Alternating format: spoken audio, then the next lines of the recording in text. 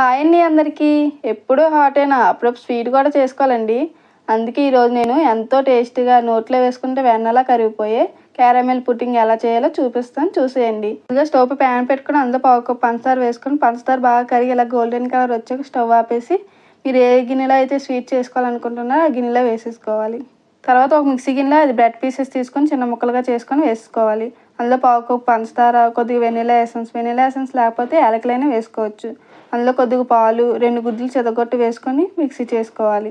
ఇలా బాగా మిక్సీ చేసుకున్నాక కింద క్యారమెల్ తయారు చేసుకుని గిన్నెలో వేసుకున్నాం కదా, అదే గిన్నెలో వేసేసుకోవాలి. తర్వాత స్టవ్ పై గిన్నె పెట్టి అందులో నీళ్ళు పోసుకొని అందులో స్టాండ్ పెట్టి దాకా మిక్సీ చేసుకున్న మిశ్రమం పెట్టుకొని 15-20 నిమిషాల పాటు ఉడికించుకోవాలి. ఇది ఉడికిందో లేదో తెలుసుకోవాలనుకుంటే ఒకసారి చాక్తో గుచ్చి చూడండి. చాక్ ఏమి అంటుకోకుండా వచ్చేస్తే క్యారమెల్ పుడ్డింగ్ అనేది రెడీ అయిపోతుంది. చల్లారాక ప్లేట్లో తీసేసుకుంటే ఎంతో టేస్టీగా క్యారమెల్ పుడ్డింగ్ రెడీ అయిపోయినట్టే. మీకు నచ్చితే ప్లీజ్ సబ్స్క్రైబ్ చేసుకోండి.